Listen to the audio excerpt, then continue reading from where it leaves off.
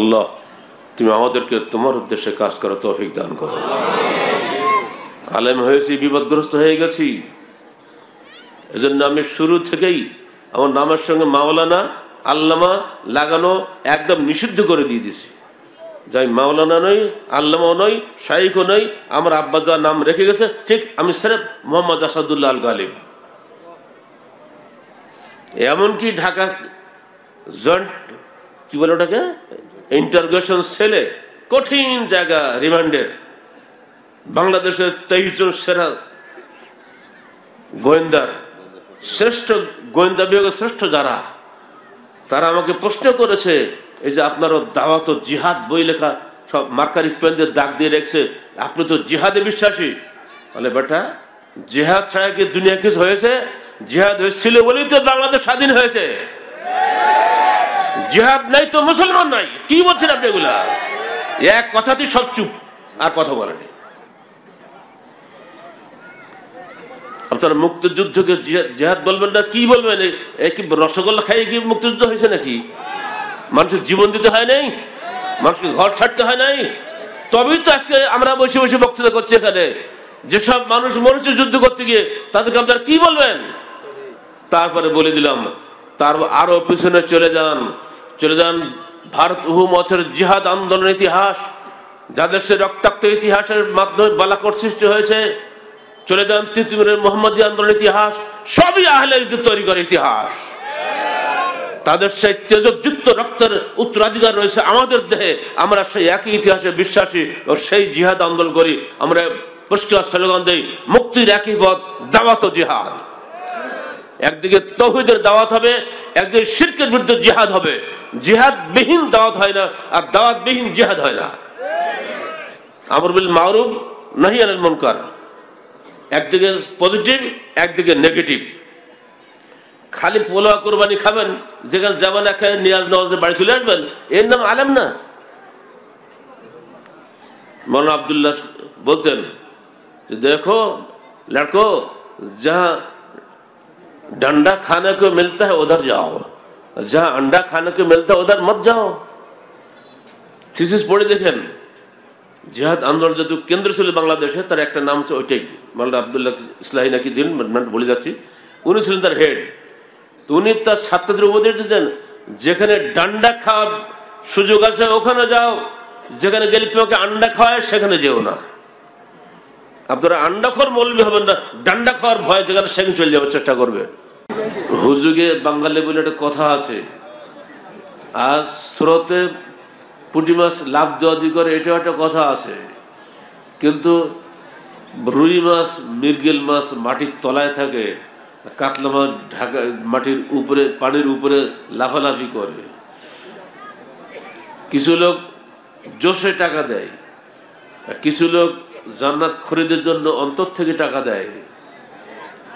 আল্লাহ পাক বলছেন, সুসংবাদ দিচ্ছেন আপনাদের সবাইকে, ইন্নাল্লাযীনা ক্বালু রাব্বুনাল্লাহ, যারা বলে আমাদের রব আল্লাহ, সুম্মা ইসতাকামু তাতানাজ্জালু আলাইহিমুল মালায়েকা, অতঃপর এর উপরে যারা দৃঢ় থাকে, ইসতিকামত ফিদ্দীন। ভাষাটা খেয়াল করবেন, টাকা দিয়েছেন বা দিচ্ছেন বা আরো দিবেন, কিন্তু আখিরাতে পাওয়ার আশায় আপনাকে দিতে হবে। দুনিয়ার স্বার্থে দিলে কিন্তু এটা কোনো কাজে লাগবে না, এবং এর উপরে দৃঢ় থাকতে হবে। দিতে পারছি না টাকা, আজকে ওসিয়ত করে যান সন্তানদের কাছে, এই আমি টাকা ওয়াদা করে আসছি, আমার মরার পরে টাকাগুলো দিয়ে দেওয়ার ব্যবস্থা করো। এটা কেবল ইসতিকামত আলা দ্বীন। তাহলে কি হবে আপনার পুরস্কার? তাতানাজ্জালু আলাইহিমুল মালায়েকা, তাদের উপরে আল্লাহর পক্ষ থেকে ফেরেশতা নাজিল হবে, রহমতের ফেরেশতা। তারা এসে কি বলবে? আল্লাহ তাখাফু ওয়ালা তাহজানু, তোমরা ভীত হও না, তোমরা চিন্তান্বিত হও না। ওয়াবশিরু বিল জান্নাতিল্লাতী কুনতুম তুআদুন, এবং তোমরা সুসংবাদ গ্রহণ করো জান্নাতের, যার সুসংবাদ, যার ওয়াদা তোমাদেরকে দেওয়া হয়েছে। নাহানু আউলিয়াউকুম ফিল হায়াতিদ দুনিয়া, ফেরেশতারা বলবে আমরা তোমাদের সাথী ছিলাম দুনিয়াতে। আজকে এখানে অসংখ্য ফেরেশতা নাই? হাদিসটা আপনারা সবাই জানেন, যেখানে একদল মানুষ আল্লাহর কোরআন রাসূলের হাদিসের আলোচনার মজলিসে বসে ইল্লা হাফাত আলাইহিমুল মালায়েকা, সেখানে ফেরেশতা তাদের ঘিরে রাখে। বলে আলহামদুলিল্লাহ। ওয়া নাযালাত আলাইহিমুস সাকিনা, সে আল্লাহর পক্ষ থেকে বিশেষ প্রশান্তি নাজিল হয়। যে এতক্ষণ ধরে আপনারা বৈশাখ সন্ধ্যা থেকে বলবো, 3টা থেকে বলা উচিত আমার, এই 3টা থেকে রাত্রে এখন 10:30টার বেশি হয়ে গেছে। এই দীর্ঘ সময় যে আপনারা বসে আসেন, ঢাকার মানুষ ব্যস্ত মানুষ, কথায় বলে সবাই, এখন ঢাকা হোক আর গ্রাম হোক সবাই মানুষ ব্যস্ত। এই ব্যস্ত জীবনে ব্যস্তহীনভাবে সুশৃঙ্খলভাবে পুলিশ আনসারে কোনো পাহারাদারি ছাড়াই এত চমৎকারভাবে যে আপনারা এখানে বসে আছেন, ফেরেশতা আপনাদের উপরে যদি রহমত নাজিল না করতো তাহলে কি বসতে পারতেন নাকি? ওয়াবশিরু বিল জান্নাতিল্লাতী কুনতুম তুআদুন নাহনু আউলিয়াউকুম ফিল হায়াতিদ দুনিয়া ওয়া ফিল আখিরাহ, আমরা তোমাদের সাথী ছিলাম দুনিয়াতে এই ময়দানে, আর সাথী হব আখিরাতে, কবরে, মৃত্যুর পরে আখিরাতে যখন দাঁড়াবো কিয়ামতের দিন। তখন যারা এটাতে বিশ্বাসী ছিল না তারা উঠবে ভীত, প্রকম্পিত, সন্ত্রস্ত অবস্থায় এবং মুখ নিচে দিয়ে মুখে ভর করে হাঁটতে হাঁটতে তাদেরকে জাহান্নামে হাঁকিয়ে নিয়ে যাওয়া হবে। ওয়াসিকাল্লাযীনা কাফারু ইলা জাহান্নামা যুমারা, দলে দলে নিয়ে যাওয়া হবে, মুখ কিন্তু নিচের দিকে থাকবে। আল্লাহ বলছেন আফামান ইয়ামশি মুকিব্বান আলা ওয়াজহি আহদা আম্মা ইয়ামশি সাবিয়ান আলা সিরাতিন মুস্তাকিম, যে ব্যক্তি মুখ উপর করে নিচের দিকে দিয়ে পা উপর দিকে হাঁটে সেই সঠিক পথের অনুসারী, না যে সোজা পায়ের উপরে মাথা উঁচু করে হাঁটে সেই সঠিক পথের অনুসারী? আল্লাহ জিজ্ঞেস করছেন উত্তর কি হবে? যারা সোজা ভাবে হাঁটে তারাই হলো সঠিক পথের অনুসারী। এরপর আল্লাহ বলছেন আমরা তোমাদের কাছে তার ফেরেশতাদের মাধ্যমে তিনি বলে দিচ্ছেন আখিরাতেও আমরা তোমাদের সাথী। কেমন ভাবে সাথী দেখো, সবাই যাচ্ছে মুখ ভার করে আর তোমরা যাচ্ছ মুখ উঁচা করে স্বাধীনভাবে, আদৌ কোনো ভয় পাচ্ছ না, আদৌ কোনো দুঃখিত হচ্ছ না। এবং শুধু তাই নয়, জাহান্নামের অর্থাৎ কিয়ামতের দিনের এই ভীষণ গরম যে উত্তপ্ত অবস্থা, সেখানে তোমাদের উপরে আল্লাহ পাক এমন এক আবহাওয়া সৃষ্টি করে দিবেন, হাদিসের ভাষায় বলছি, এত সংক্ষিপ্ত সময়, যেখানে একটা দিনের মেয়াদ হবে দুনিয়ার হিসাবে 50,000 বছর, অথচ আপনার জন্য হবে ওই দিন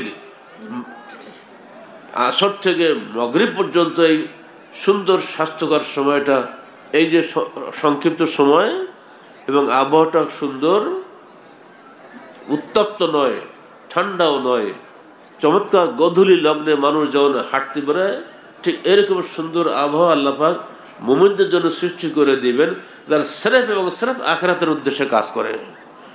বলুন আলহামদুলিল্লাহ।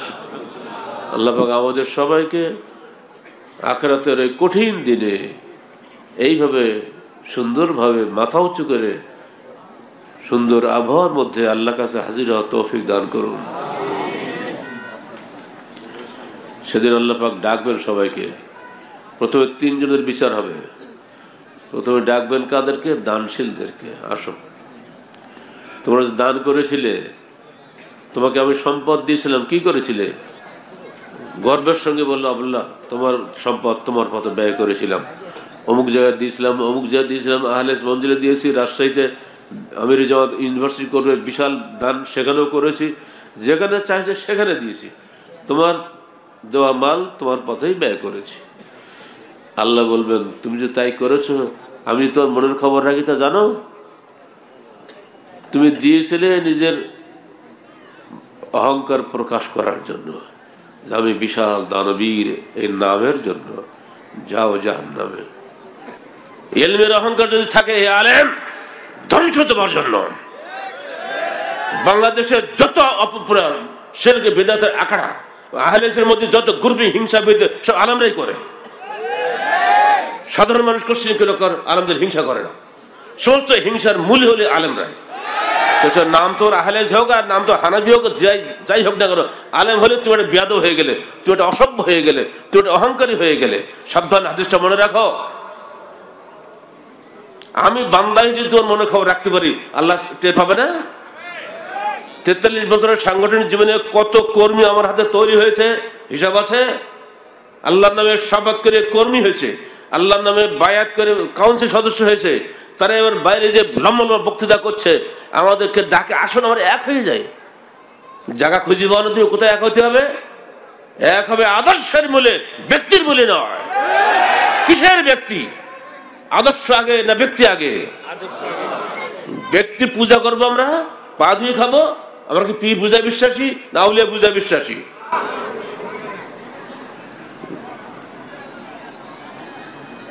আহলে হাদিস আন্দোলন বাংলাদেশ, এটা জমিয়তে আহলে হাদিস নয়, এটা আহলে হাদিসের সমিতি নয়, এটা আহলে হাদিসের কোনো গ্রুপ নয়, একটা আন্দোলন, একটা মুভমেন্ট।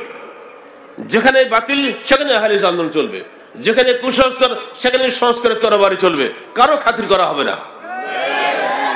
যত বড় বড় পদের লোক হও, কোনো খাতির নাই। এই মেজাজ নিয়ে কাজ করতে পারলে সে আলেম হও, নইলে এলেম বাদ দাও, তোমার ডিগ্রি কিন্তু মূল্য আমাদের কাছে নাই। সাবধান, আলেমদের হিসাব সবচেয়ে বেশি হবে। আখিরি জমানে আলেমের সংখ্যা বাড়বে আর আমলহীন আলেমের সংখ্যাও বাড়বে। লিল্লাহ কাজ করার চেষ্টা করো, যতটুকু বলছো, যতটুকু লিখছো, সত্তর পরকালের আমল নয় লিপিবদ্ধ হোক, এটাই জন্য আমাদের কামনা হয়। আল্লাহ, তুমি আমাদেরকে তোমার উদ্দেশ্যে কাজ করার তৌফিক দান করো। আলেম হয়েছি, বিপদগ্রস্ত হয়ে গেছি, এজন্য আমি শুরু থেকেই আমার নামের সঙ্গে মাওলানা আল্লামা লাগানো একদম নিষিদ্ধ করে দিয়ে দিছি। যাই মাওলানা নই, আল্লামাও নই, শাইখও নই, আমার আব্বা যা নাম রেখে গেছে ঠিক আমি সেরেফ মোহাম্মদ আসাদুল্লাহ আল গালিব। এমনকি ঢাকা জয়েন্ট কি বলে ওটাকে, ইন্টারোগেশন সেলে, কঠিন জায়গা, রিমান্ডের, বাংলাদেশের 23 জন সেরা গোয়েন্দার শ্রেষ্ঠ গোয়েন্দা বিভাগের শ্রেষ্ঠ যারা, তারা আমাকে প্রশ্ন করেছে, এই যে আপনারও দাওয়াত ও জিহাদ বই লেখা সব মার্কারি পেন দিয়ে দাগ দিয়ে রেখেছে, আপনি তো জিহাদে বিশ্বাসী। বলে বেটা, জিহাদ ছাড়া কি দুনিয়া কিছু হয়েছে? জিহাদ হয়েছিল বলেই তো বাংলাদেশ স্বাধীন হয়েছে। জিহাদ নাই তো মুসলমান নাই। কি বলছেন আপনি এগুলা? এক কথাতেই সব চুপ, আর কথা বলেনি। আপনারা মুক্তিযুদ্ধকে জিহাদ বলবেন না, কি বলবেন? কি রসগোল্লা খাইয়ে কি মুক্তিযুদ্ধ হয়েছে নাকি? মানুষের জীবন দিতে হয় নাই, মানুষকে ঘর ছাড়তে হয় নাই। তবেই তো আজকে আমরা বসে বসে বক্তৃতা করছি এখানে। যেসব মানুষ মরেছে যুদ্ধ করতে গিয়ে, তাদেরকে আপনারা কি বলবেন? তারপরে বলে দিলাম, তার আরো পিছনে চলে যান ভারত বহু জিহাদ আন্দোলন ইতিহাস, যাদের সে রক্তাক্ত ইতিহাসের মাধ্যমে বালাকোট সৃষ্টি হয়েছে। চলে যান তিতুমিরের মোহাম্মদী আন্দোলন ইতিহাস, সবই আহলে হাদিস তৈরি করে ইতিহাস। তাদের সেই তেজযুক্ত রক্তের উত্তরাধিকার রয়েছে আমাদের দেহে। আমরা সেই একই ইতিহাসে বিশ্বাসী ও সেই জিহাদ আন্দোলন করি। আমরা পরিষ্কার স্লোগান দেই, মুক্তির একই পথ, দাওয়াত ও জিহাদ। একদিকে তাওহীদের দাওয়াত হবে, একদিকে শিরকের বিরুদ্ধে জিহাদ হবে। জিহাদ বিহীন দাওয়াত হয় না, আর দাওয়াত বিহীন জিহাদ হয় না। আমর বিল মারুফ নাহি আনিল মুনকার, একদিকে পজিটিভ, একদিকে নেগেটিভ। খালি পোলাও কোরবানি খাবেন, যেখানে যাবেন এখানে নিয়াজ নওয়াজের বাড়ি চলে আসবেন, এর নাম আলেম না। মৌলানা আব্দুল্লাহ বলতেন যে দেখো लड़को, जहां डंडा खाने को मिलता है उधर जाओ, जहां अंडा खाने को मिलता है उधर मत जाओ। থিসিস পড়ে দেখেন, জিহাদ আন্দোলন যেহেতু কেন্দ্র ছিল বাংলাদেশে, তার একটা নাম হচ্ছে ওইটাই, মৌলানা আব্দুল্লাহ ইসলাহি নাকি যিনি, বলে যাচ্ছি, উনি ছিলেন তার হেড। তো উনি তার ছাত্রদের উপদেশ দিতেন, যেখানে ডান্ডা খাওয়ার সুযোগ আছে ওখানে যাও, যেখানে গেলে তোমাকে আন্ডা খাওয়ায় সেখানে যেও না। আপনারা আন্ডাখোর মৌলবি হবেন না, ডান্ডা খাওয়ার ভয় যেখানে সেখানে চলে যাওয়ার চেষ্টা করবেন। হক কথা বলতে ডান্ডা খেতে হবে, গাল খেতে হবে, সৎ সাহস নিয়ে এগিয়ে যেতে হবে। আহলে হাদিস যুব সংঘের প্রত্যেকটা সদস্য, সে আলেম হওয়ার জাহিল হওয়া, প্রত্যেকের মধ্যে এই জজবা যেন থাকে। আহলে হাদিস আন্দোলন বাংলাদেশের সঙ্গে যে আলেমরা জড়িত আছেন, আলহামদুলিল্লাহ তাদেরও চরিত্র অনেকটা সংশোধিত হয়ে গেছে। ভবিষ্যতে আরো যেন হয়, সংগঠন যারা বাইরে চলে আসছেন তারা নানা কথা বলেন, নানা কথা সব হিসাব নিকাশ নেই, ওইসব দিকে আমরা তাকাইও দেখি না। ফেসবুক এটা জঙ্গলের নাম, সেখানে বাঘও আছে, বানর আছে, ভল্লুক আছে, শিয়াল কুত্তাও আছে। এত মিথ্যা। আজকে সন্ধ্যের পরে একটা মিথ্যা ধরলাম, একেবারে ডাহা মিথ্যা। এক ঘরের মধ্যে বসে ছবি তুলেছে, দিয়েছে ফেসবুকে, 103 জন লোক অমুক দলে যোগদান করেছে। দেখা গেল ঘরের মধ্যে একজন বুড়া আর পাশে দুটো ছেলে, আর সেখানে যারা আসছিল সম্মেলনে 102 জন লোক, তারা 100 কি 500 কি 300 কি 65 কোন হিসাব নিকাশ, তারা ছিল সম্মেলনে, ছবি তুলে ঘরের মধ্যে ঈদ দিয়ে দিয়েছে ফেসবুকে। একেবারে না যে কি একটা হয়ে গেল। এত মিথ্যা কথা আলেমরা বলতে পারে তো কল্পনাই করা যায় না। আমাদের সংগঠনের লোকদের এই ধরনের বাজে অভ্যাস আমার জানা মতে নাই। যদি কেউ করো আমি নিষেধ করে দিয়েছি, খবরদার। রিয়া এবং সোয়া, প্রদর্শনী এবং শ্রুতি থেকে বাঁচো। যারা প্রদর্শনীর জন্য এগুলো করো, কিয়ামতের দিন তার সমস্ত আমল বরবাদ। আর যারা লোকদের শোনানোর জন্য করো, কিয়ামতের দিন আল্লাহ পাক শুনিয়ে দেবেন সারা কিয়ামতে যারা উপস্থিত থাকবে দুনিয়াবাসীকে, সাম্মা সাম্মা আল্লাহু ইয়াউমাল কিয়ামা, যে শুনতে চায় তাকে শুনিয়ে দেওয়া হবে। আল্লাহ বলবে ঠিক আছে, সব তো শোনানো হলো, তোমায় তো ছিলে আহলে মঞ্জিলের সামনে হয়তো 5,000 বা 10,000 লোকের সামনে বক্তৃতা দিয়েছিলে, এখন তোমাকে কোটি কোটি লোকের সামনে তোমার এই প্রশংসা শুনিয়ে দেওয়া হলো, তোমার তো যা ইচ্ছা ছিল ইচ্ছা তো পূরণ হয়েছে, তো ঠিক আছে যাও জাহান্নামে। আর কি চান? আমাদের কিছু লোকের ধারণা, এমনকি আমাদের আয়োজকদেরও ধারণা, স্যার ঢাকার বুকে এত লোক কখনো হয়নি, আসার আগেও বকা দিয়ে আসলাম। খবরদার, কত লোক হইলো না হলো এটা হিসাবে যেও না। লোক মাথা গোনার উদ্দেশ্য আমাদের নয়, এটা হলো গণতন্ত্রের সিস্টেম। মৌজুদা জমহুরিয়ত में सिर्फ गिना जाता है लेकिन तोला नहीं जाता है। প্রচলিত গণতন্ত্রে খালি মাথা গোনা হয়, মাথার মধ্যে কি আছে ওটা ওজন করা হয় না। এই জন্য আমরা এগুলো জাহেলি মতবাদ বলি। এক কথায় বাংলাদেশে এমন কোন সংগঠন নেই যারা এই সমস্ত গণতন্ত্র, সমাজতন্ত্র, জাতীয়তাবাদের বিরুদ্ধে দার্থহীনভাবে বক্তব্য রেখেছে। আলহামদুলিল্লাহ, সেই ক্রেডিট শুধুমাত্র আহলে তন্ত্র বাংলাদেশের।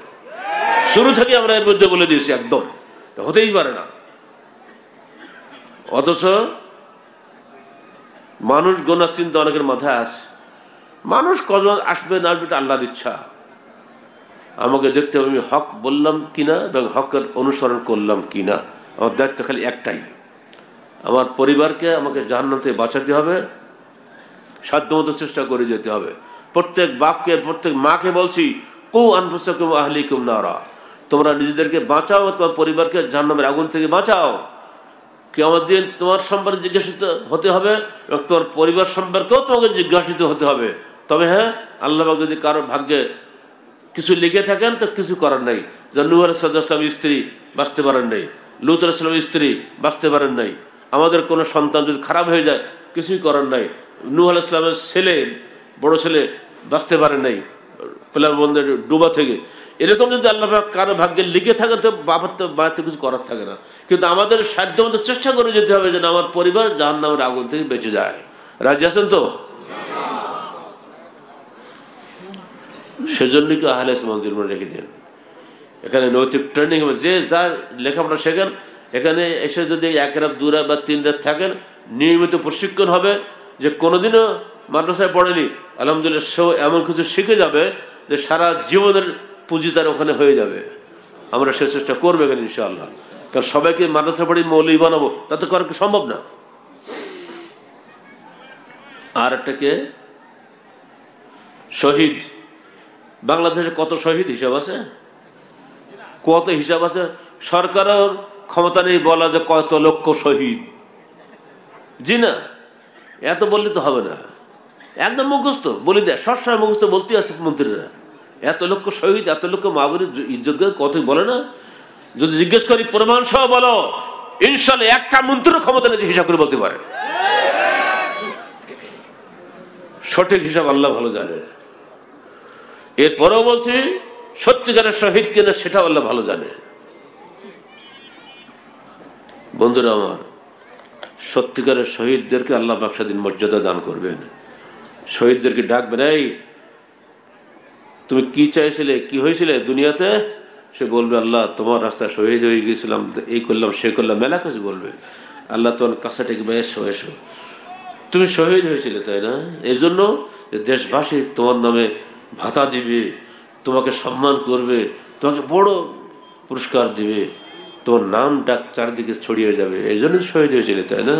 আমি সব জানি, তোমার মনের খবর, যাও জাহান্নামে। অত ভাইরা আমার, যাকে তাকে বড় লকব দিলেই কিন্তু আখেরাতে কাজে লাগবে না। দুনিয়াতে হয়তো কিছু লাভ হবে, আখেরাতে খালি হয়ে যাবে। সব শেষ উপদেশ আমার এই সূরা আলে ইমরানের সর্বশেষ আয়াতটা মনে রাখবেন, 200তম আয়াত, ইসবিরু ওয়া সাবিরু ওয়া রাবিতু ওয়া ফালুল খায়রা ইন কুনতুম তা'লামুন। হ্যাঁ শাকিব, ওয়াত্তাকুল্লাহ লাআল্লাকুম তুফলিহুন। তোমরা ধৈর্য ধারণ করো, ধৈর্য ধারণে প্রতিযোগিতা করো এবং সদা প্রস্তুত থাকো এবং আল্লাহকে ভয় করো, যাতে তোমরা সফলকাম হতে পারো। ধৈর্য 3 ভাগে বিভক্ত: বিপদে ধৈর্য ধারণ, আনুগত্যে ধৈর্য ধারণ, আর পাপ থেকে ধৈর্য ধারণ। as-sabru fil musibah, as-sabru ala at-ta'ah, as-sabru min al-ma'asi।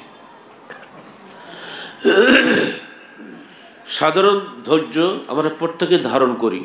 ধরুন আপনার বাপ মারা গেছে, মা মারা গেছে, বা একটা সন্তান চলে গেছে, আপনার তো কিছু করার নেই, আপনার তো ধৈর্য ধারণ করতেই হবে। এই বিপদের ধৈর্য ধারণ কিন্তু আমরা কম বেশি সবাই করি, তাই না? এই ধৈর্য ধারণ এখানে গুরুত্বপূর্ণ বিষয় বলা হয়নি, তবে ওই বিপদের ধৈর্য ধারণ যদি আল্লাহর হস্তে হয় তাহলে আপনি নেকি পাবেন। 2 নম্বর, as-sabru anil ma'asi, অন্যায় থেকে দূরে থাকার ব্যাপারটায় নিজেকে দৃঢ় রাখা। এইখানে একটা সই করলেই লক্ষ টাকা পেয়ে যাব, কিন্তু সইটা আমি করলাম না। আমি জানি এই সই করলে আমি লক্ষ টাকা পাবো বা কোটি টাকা পাবো, এই বিনিময়ে আমার গাড়ি বাড়ি ইত্যাদি অনেক কিছু হবে। আর এখন তো টাকা দেয় না, এবং গাড়ি গিফট করে, তাই না?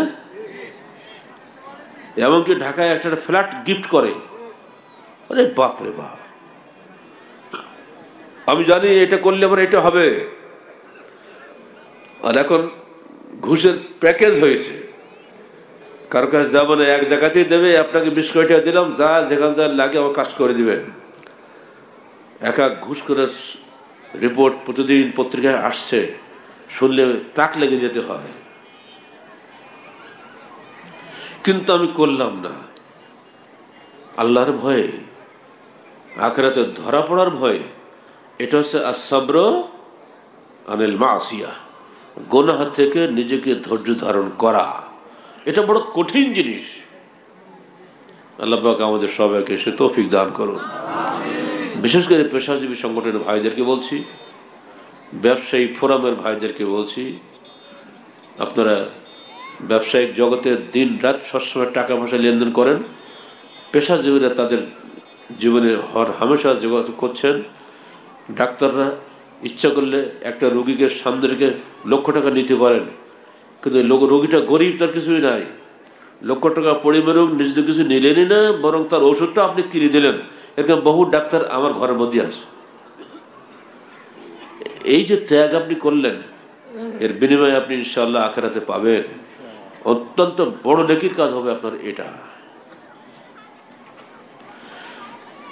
আর শেষ হলো as-sabru ala at-ta'ah, আল্লাহর আনুগত্যে ধৈর্য ধারণ করা। আমি মুসিবতে থেকে বাঁচলাম, তারপরে গুনাহ থেকে বাঁচলাম, কিন্তু বাঁচার পরে আমৃত্যু এর দৃঢ় থাকা এটা খুব কঠিন ব্যাপার। কিছুক্ষণের জন্য হয়তো দৃঢ় থাকলাম, পরক্ষণে শয়তান যখন মাথায় বা প্ররোচনা দেয়, বা স্ত্রী যখন কিছু বলে, বা ছেলে যখন কিছু বলে, মনটা দুর্বল হয়ে যায়। তোর ভুল হয়ে গেল গো, এটা কেমন হলো, বাস আস্তে আস্তে দুর্বল হতে হতে একসময় আপনার ধৈর্যটা হারিয়ে গেল। এটা খুব কঠিন পরীক্ষা। একে বলে আসসাবর আলা তাআ, আনুগত্যের উপরে দৃঢ় থাকা, স্থায়ী থাকা। এটা হলো সাবেরু, এই দৃঢ় থাকায় প্রতিযোগিতা করা। অমুক ভাই পারলে আমি কেন পারবো না, এই প্রতিযোগিতার মেজাজ যদি না থাকে, যেটা আমাদের ভাই মোশাররফ বলেছে, চমৎকার একটা উদাহরণ দিয়েছেন। যারা সিরাতুর রাসূল পড়েছেন, তবুক যুদ্ধের ঘটনা দেখবেন, সেখানে এগুলি বলা আছে। ওমর ফারুক বললেন, আমি আমার সম্পদ, উনি বলছেন যে আমি কখনোই আবু বকরের সঙ্গে কোনো কাজে কোনো দানে আমি জিততে পারলাম না। বলছে আমি আজকে মনে মনে ঠিক করলাম আবু বকরকে আজকে আমি হারাবই। তো কীভাবে হারাবে উনি চিন্তা করলেন, আমার সহায় সম্পদ যা আছে তার সব অর্ধেক নিয়ে আসবো। এত নিশ্চয় আবু বকর পারবে না, একটা ধারণা ছিল। উনি আগে দিলেন কি, ওমর তুমি কতটুকু নিয়ে আসছো? আমার সহায় সম্পত্তি সব অর্ধেক নিয়ে আসছে। আর সন্তানদের জন্য কি রেখে আসছো? বাকি অর্ধেকটা রেখে দিয়েছে। কিছু পরে আসলে আবু বকর, সব হাজির। আবু বকর তুমি কি নিয়ে আসছো? সবই নিয়ে আসছি। বাড়ির জন্য, পরিবারের জন্য কি রেখে আসছো? আল্লাহ এবং তার রসুলকে রেখে আসছি। ওমর বললেন, হে আবু বকর, কোনদিন আমি পারিনি, আজকেও তোমাকে পারলাম না। একদিন আল্লাহ রসুল বলছেন, হে শুনে রাখো, জান্নাতের 8টা দরজা হবে, প্রত্যেক দরজা থেকে ডাকা হবে তোমাদেরকে। তখন আবু বকর বলেন, হে আল্লাহ রসুল, প্রত্যেক দরজা থেকে ডাকার দরকার নেই, একটা দরজাতে ডাকলে তো যথেষ্ট। তো প্রত্যেক দরজা থেকে ডাকবে এমন কোন মানুষ কি দুনিয়া আছে?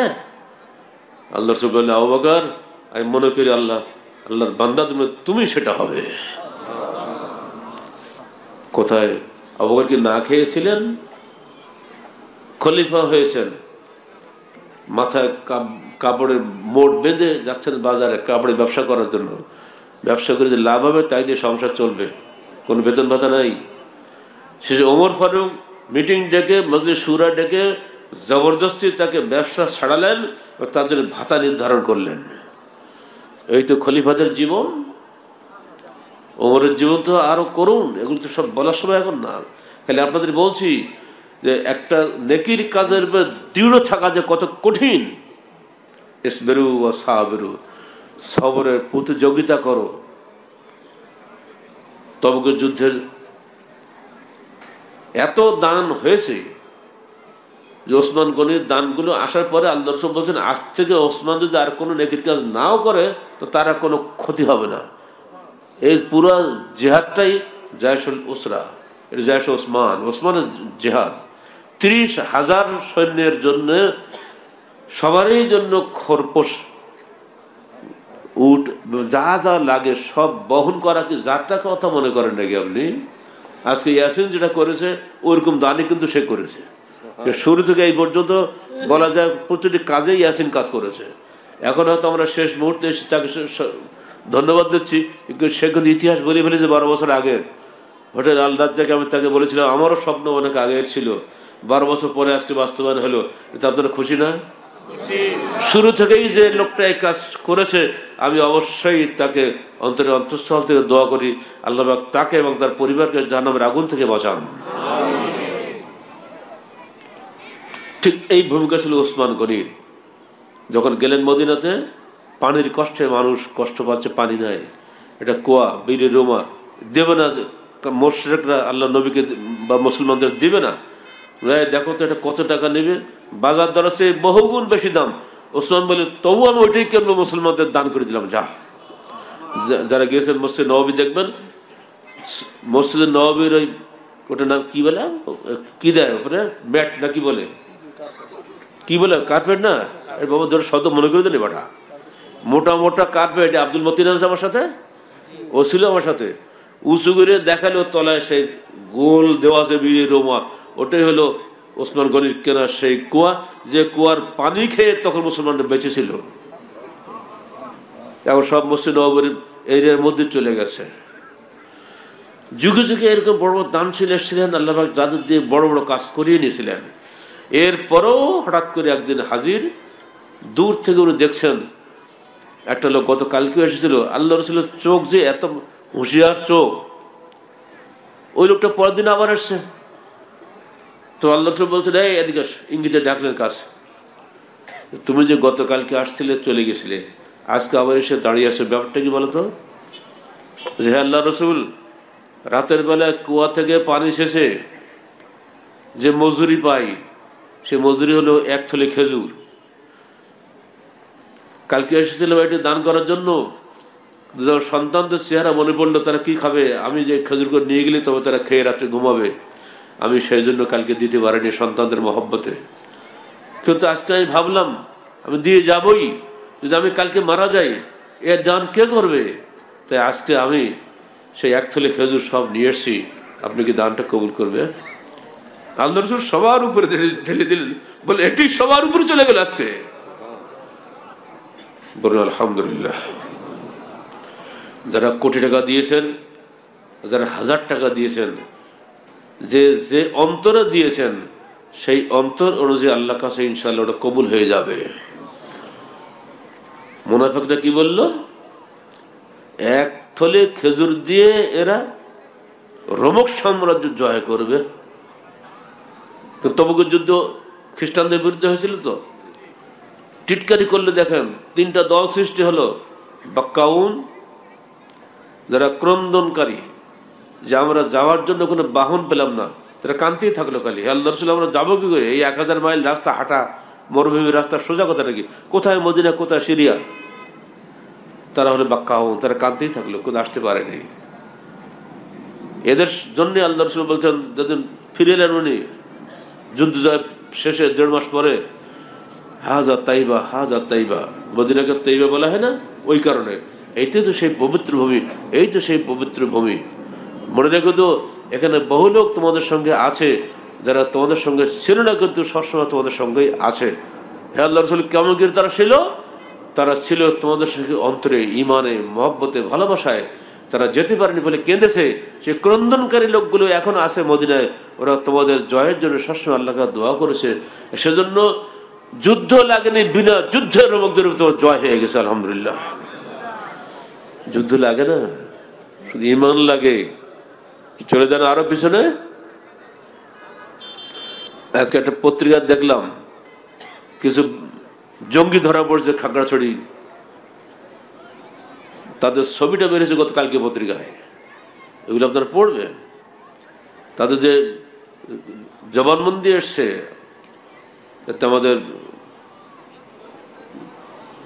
আমাদের পুলিশ প্রধান যিনি আছেন এখানকার, কি বলে ওটাকে, কি অ্যান্টি টেরোরিজম হেড, তিনি বলছেন যে ওরা বলছে যে আমরা সারা দেশ থেকে 313 জন লোক তৈরি করে তারপর হামলা করব। 313 এখন হয়নি। 313 কেন? তালুতের বাহিনী ছিল 313, বদরের বাহিনী ছিল 313, আমাদেরও 313 হলে আমাদের জয় হয়ে যাবে। অথচ পাগলরা ইতিহাস জানে না। তোমরা খ্রিস্টানদের কাছে খাগড়াছড়ি ওই সমস্ত বোম সম্প্রদায় যারা আসলে খ্রিস্টান, তাদের সাহায্য নিচ্ছে কেন? তো জবাব হচ্ছে, আল্লাহ রসুল তার মেয়ে রোকেয়া এবং তার জামাই ওসমান সহ 11 জনকে পাঠিয়েছিলেন পার্শ্ববর্তী খ্রিস্টান রাজার ওখানে। তো উনি যদি খ্রিস্টান রাজার কাছে আশ্রয় নিতে পারে, তা আমরা এই যুগে খাগড়াছড়ির ওই বন বাজারে যে বোম সম্প্রদায় যারা খ্রিস্টান, তাদের কাছে আশ্রয় নিতে পারবো না? দেখছেন কোথা থেকে কোথায় নিয়ে চলে যাচ্ছে। এইসব চরমপন্থী ছেলেপিলে যদি এখানে থাকো, তোমাদের বলছি লেখাপড়া শেখো, পাগলামি করো না, ফিরে এসো। 2-4 জায়গায় 5টা বোমা মারি বাংলাদেশ কিছু করতে পারবা না। মনে রেখে দিও, 313 লাগবে না, একজনই যথেষ্ট। কিভাবে প্রমাণ নাও? যে তালুতের গল্প তোমরা করেছো যে 313 জন তার সৈন্য ছিল, ভালো কথা। 80,000 নিয়ে তালুত বেরিয়েছিলেন। রাস্তায় গিয়ে আল্লাহ পাক পরীক্ষা করলেন একটা নদী দিয়ে। এই নদীটা হলো জর্ডান এবং ফিলিস্তিনের মধ্যবর্তী নদী, যার নাম নাহরুস শরিয়া, এখনো আছে, শরিয়াতের নদী বলা হয়। ওইটা পার হওয়ার সময় পরীক্ষা দিলেন তালুত, তোমরা পার হও, কিন্তু পানি পান করতে পারবা না। পানি পান করবো না তো পিপাসায় মরে যাচ্ছে, পানি পান করবো না, হলো? হ্যাঁ, মাত্র 1 অঞ্জলি, মানে 1 ঢোক, সোজা বাংলা বলি আমি, ঢোক বোঝেন তো নাকি? হ্যাঁ, সোজা বাংলায় এটাই ভালো, অঞ্জলির মধ্যে থাক, 1 ঢোক পানি খাওয়া। মহা সমস্যা, 1 ঢোক খেলে 2 ঢোক নাকি পড়া যায় নাকি পিপাসায় কাতর হলে? 80,000-এর থেকে টিকলো 313 জন, আর সব এমন খাওয়া খাইছে যার পেট না নড়তে পারতেছে না। পার হয়ে গেল নদী। তালুত বললেন চলো সামনে, যুদ্ধ তো সামনে। হে তালুত, আজকে আর পারবো না, যুদ্ধ কাল কি করবো।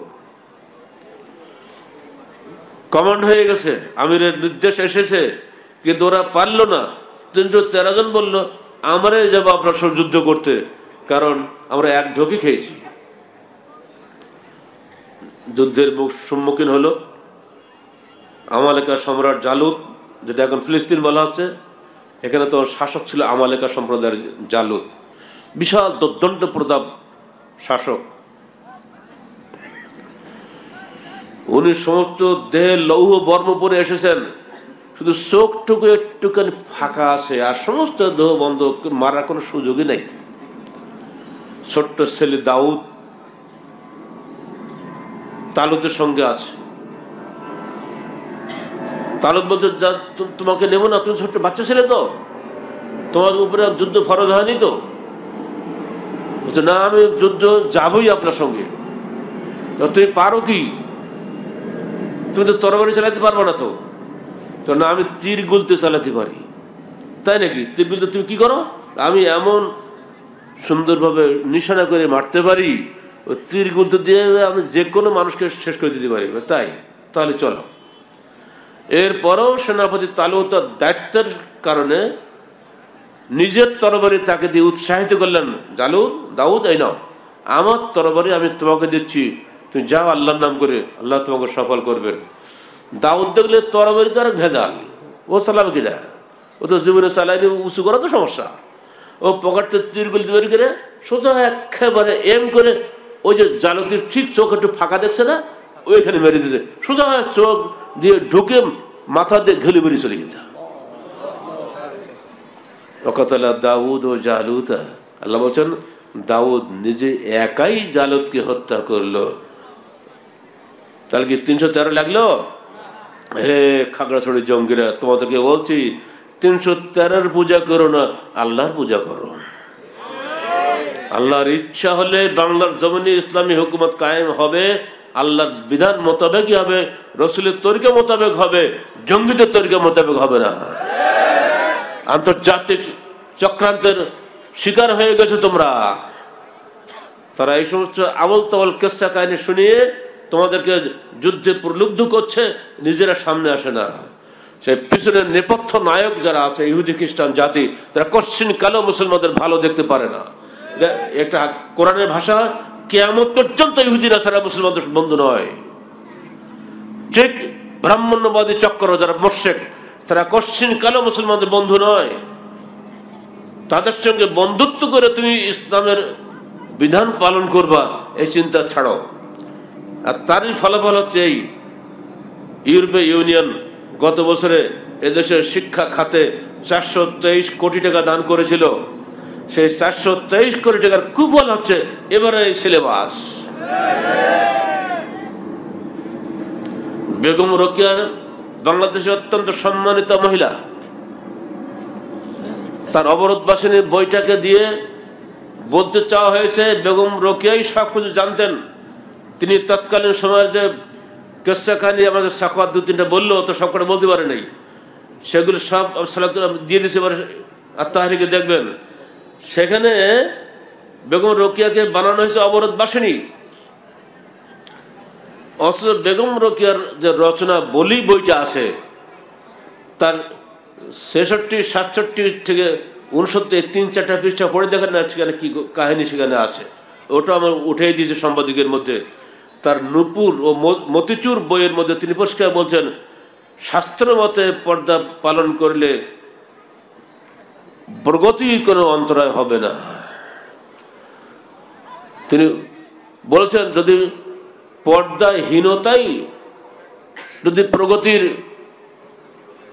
অবলম্বন হইতো তাহলে ওনার ভাষায় ডুমনি, চাড়ালিনি, এক কথা মুসি মেথর যারা যেসব মেয়েরা রাস্তা মধ্যে ঘুরে বেড়াতে থাকেন না, ল্যাংটা তো সব আধা ল্যাংটা না, এরাই তাহলে সবচেয়ে বেশি উন্নতি করতে পারতো দুনিয়াতে। তাদের তো কোনো উন্নতি হয় না, ওরা তো ল্যাংটা, তো উন্নতি তো কিছুই নাই। এত চমৎকার যুক্তি যে মহিলা দিয়েছে তাকে দিয়ে আমরা প্রমাণ করছি তিনি ছিলেন অবরোধ বাসিনী। মাত্র 52 বছর তিনি বেঁচে ছিলেন দুনিয়াতে। 1880 সাল থেকে 32 বছর পর্যন্ত তার আয়ু। আমার আব্বার আয়ু তার সাথে বেশি ছিল। আমার আব্বার জন্ম 1886-তে, মৃত্যু 1976, এবার 94 বছর আমার আব্বা বেঁচে ছিলেন। আমাদের বংশ, আমার দাদার বংশ, কোন বংশতে অবরোধ বাসী কার বাচ্চা ছিল না? তারা সবই করেছে পর্দা রক্ষা করে। এই আধুনিক যুগেও আমার মেয়ে ডাক্তার হয়ে যা করে যাচ্ছে পুরোপুরি পর্দা রক্ষা করে, একটা অনুকরণের দৃষ্টান্ত সে আমার ঘরে বসে আছে। পর্দা কশ্চিনকালে প্রগতির অন্তরায় নয়। যারা এগুলিকে প্রগতির অন্তরায় বলছে তারাই নিজেরাই হলে প্রগতির অন্তরায়। নারীকে আল্লাহ পাক পুরুষের অর্থাৎ আদমের দেহ থেকে সৃষ্টি করেছেন, নারীকে সরাসরি আল্লাহ মাটি থেকে সৃষ্টি করেন নাই। নবীদের কাহিনী এক, আদম সৃষ্টির কাহিনী অধ্যায়টা পড়ে দেখুন, সব আমরা উল্লেখ করে দিয়েছি। আদম হলো মাটি, মাটির আরবি হচ্ছে আদম, আর আমরা আদমি। আর আদমের জীবন্ত আদমের এই পাঁজর থেকে যেহেতু তার স্ত্রী হাওয়া সৃষ্টি, এজন্য হাওয়াকে হাওয়া বলা হয়, অর্থাৎ জীবন্ত। কথা বলছেন? হাইয়ুল কাইয়ুম বললে আমরা, হাই মানে হাওয়া। হাওয়া আদমের একটা অংশ, হাওয়া ডাইরেক্ট মাটি থেকে সৃষ্টি হয় নাই। আর এই কারণে চিরকাল নারী জাতি পুরুষের অনুগামী, নারী জাতি কশ্চিনকালে পুরুষের অভিভাবক নয়। এই হক কথা আপনাকে বলতে হবে, মানতে হবে, শুনতে হবে। জোর করে লাফায় উঠে গেলে চলবে? নারীর পরামর্শ নেব তো নারীর ড্রাইভিং সিটে বলবে না, সে কর্তৃত্বশীল নয়। নারী পুরুষের পোশাক, নারী ও পুরুষ ও নারীর পোশাক পরস্পরের সহযোগী, কিন্তু সেখানে অভিভাবক হবেন তার স্বামী বা পিতা বা ভাই, এরাই অভিভাবক হবেন। কারণ তারা বাইরের কাজ সামলাবেন, নারীর ঘরের কাজ সামলাবেন। নারী গৃহকর্ত্রী হবে। তো ভাবছেন গৃহকর্ত্রী মানে তার সব কাজ বন্ধ? কে বলেছে? আমার রাসূলের স্ত্রী যায়েনব বিনতে খুজাইমা, তিনি ছিলেন উম্মুল মাসাকিন, তাকে মিসকিনের মা বলা হতো। তিনি ঘরের মধ্যে বসে পর্দার মধ্যে চামড়া দাবাগত করে লবণ দিয়ে কি করে না, আপনারা কি বলেন বাংলায়? আরে বাবা, চামড়া লবণ দিয়ে কি বানায়? হ্যাঁ, চামড়া পাকা করা। এই করে তিনি যে ব্যবসা করতেন, সেই ব্যবসায়ের টাকা সব মিসকিনদের বিতরণ করে দিতেন। যেমন নাম হলো উম্মুল মাসাকিন। যদি আল্লাহ নবীর ঘরে তার স্ত্রী যদি চামড়া দাবাগত করার ব্যবসা করে জীবন ধারণ করতে পারে, আমাদের মেয়েরা কেন পারবে না? পর্দা ফরজ, পর্দার মধ্যে রেখে আপনি সবই করতে পারেন। পর্দাকে অস্বীকার করে, পর্দাকে লঙ্ঘন করে যা ইচ্ছা তাই করবেন, আপনার সে অধিকার আল্লাহ পাক দেন না, আপনি পারবেনও না।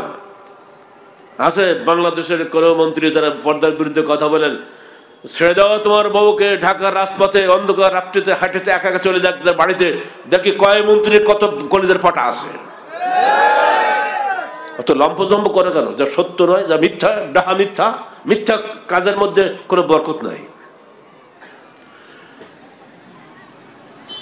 কোরআনের এই নীতির উপরে যারা দৃঢ় থাকবে এবং দৃঢ়তার প্রতিযোগিতা করবে তাদের জন্য জান্নাতের সুসংবাদ। এবং শেষে বলা আছে ইসবিরু ওয়া সাবরু ওয়া রাবিতু, সদা প্রস্তুত থাকো ইসলামের বিরুদ্ধে, কোরআন এবং সুন্নাহর বিরুদ্ধে যখনই যে দিক দিয়ে যে হামলা আসবে, শিক্ষিত লোকদের হামলা, মূর্খদের হামলা, পলিটিক্যাল লিডারদের হামলা, সাহিত্যিকদের হামলা, তথাকথিত বিজ্ঞানীদের হামলা, সমস্ত হামলার বিপক্ষে তোমাকে দাঁড়াতে হবে একদম মুজাহিদের মতো। যেদিক দিয়ে যে কর্নার থেকে হামলা আসবে তুমি সদা প্রস্তুত থাকবে সেটাকে মোকাবেলা করার জন্য। এর জন্য আমাদের ছেলেদেরকে, আমাদের মেয়েদেরকে সুশিক্ষিত হয়ে উঠতে হবে। প্রতিটি ক্ষেত্রে তাদেরকে লক্ষ্য রাখতে হবে কোন দিক দিয়ে ঢুকছে, ইসলামের বিপরীতে জাহিলিয়াত ঢুকছে, খেয়াল রাখতে হবে। তো শেষ উপদেশ আমার হচ্ছে, হে আমাদের কর্মীরা, হে আমাদের হিতাকাঙ্ক্ষী ভাই বোনেরা, ইসবিরু দৃঢ় চিত্ত থাকো, অসাবিরু দৃঢ়তার প্রতিযোগিতা করো, ওয়া রাবিতু সদা প্রস্তুত থাকো, ওয়াত্তাকুল্লাহ প্রতি কাজে আল্লাহকে ভয় করো, লাআল্লাকুম তুফলিহুন তাহলেই ইনশাআল্লাহ তোমরা সফল কাম হবে। আল্লাহ পাকের এই ওয়াদা কখনোই মিথ্যা হবে না। আল্লাহ পাক আমাদের সবাইকে তার দ্বীনের উপরে দৃঢ় থাকার, পরস্পরের দৃঢ়তার প্রতিযোগিতা করার, সদা প্রস্তুত থাকার তৌফিক দান করুন। আল্লাহ আমাদের সবাইকে তার দ্বীনের পথে প্রতিযোগিতা করার তৌফিক দান করুন। আসসালামু আলাইকুম ওয়া রাহমাতুল্লাহি ওয়া বারাকাতুহু।